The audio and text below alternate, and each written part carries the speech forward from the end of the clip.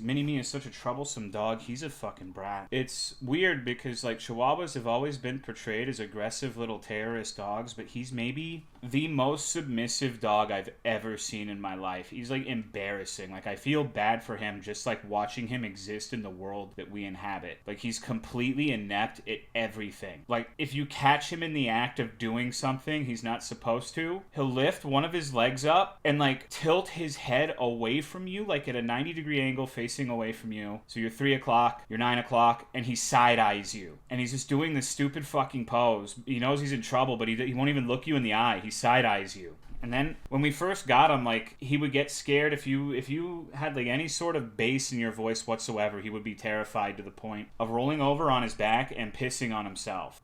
So, just a humiliating creature. At least he doesn't bark. Oh no, he barks, dude. He barks, especially when it's time for dinner. What was his past owners like? Apparently they didn't like him very much because they threw his ass out on the street, and that's how we found him. I guess he was just, like, walking on the side of the road, and Autumn picked him up one day, and I woke up and there was a Chihuahua. And I mean, there are worse things that could happen upon waking up, I suppose. Luckiest dog ever. He's I mean, no, he's really not, because of the way that he's born. He's got, like, a fucked up little snaggletooth. He's I don't know, man. He's built different in a bad way. Wake up and have Banjo over your head. Daisy and Sif are the desirables. I don't even know if I would go that far. We were talking about how stupid all of our dogs are today. Like, Daisy is the kind of dog where if she's gotten completely stun-locked in, like, driving through a drive-through in the car because she'll see, like, a plastic bag or like a dilapidated cardboard box, and she'll freak out and start barking for like 20 minutes. She's the most mentally fragile dog I've ever seen. She just hates litter. Maybe. She's just scared of everything, though. Like, sometimes I'll, like, bump around it with my chair. Like, I'll be rotating around in my office chair and, like, hit the desk. Make the slightest bump ever.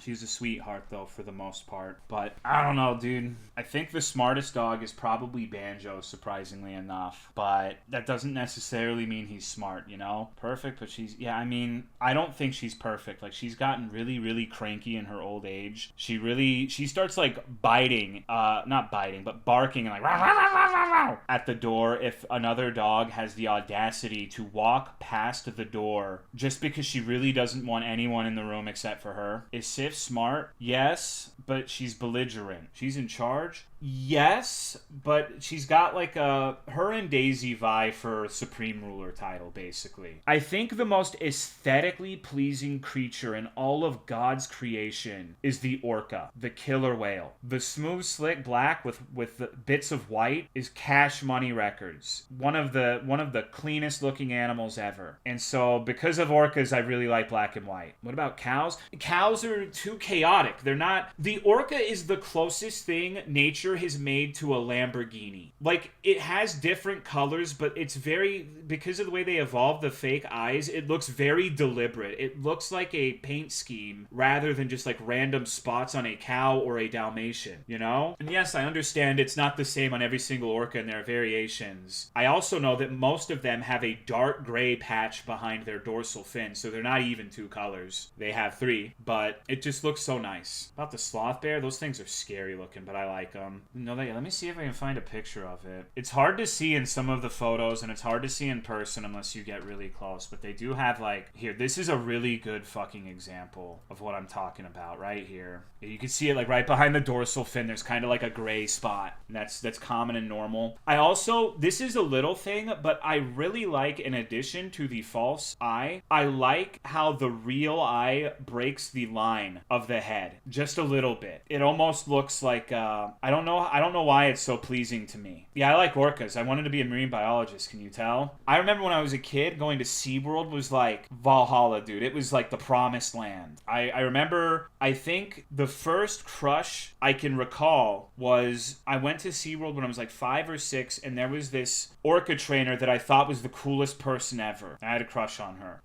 She must have been like 30 fucking years old, but that was little Tolomeo. Where is the eye? It's you see how, like, the black and the white connect, and there's something broken up by the We can zoom in a little bit. I'm pretty sure that's the fucking eye, right? Maybe I'm wrong. I'm fairly certain that is their eyeball, though. Because it's like a nice smooth line, and then there's just like a patch that goes down into the light a little more, and that's where the eye is. SeaWorld scared me with the trainer going around asking if you want to be part of the show. Dude, little kid me, throw me into the fucking tank, bro. Sharks and orcas have always been my favorite sea creatures. Sharks are really cool, too. The cute little fuckhole. Why you gotta say that shit about orcas, man? But see, look at this shit. Look at this shit. It's like a fucking Lambo, dude. Honestly, surprised that Monster Hunter Team hasn't used orcas as an inspiration for something. Yeah. I mean, if it was gonna happen, it would have been back in 3U. Breaking the line in the false eye. Yeah, like the breaking the line isn't the eye, but that's around where the eye is. The generalized location of the eye. Greenland sharks are pretty badass. Is there a reason why they can live so long? I don't really fucking know. There's some whales, like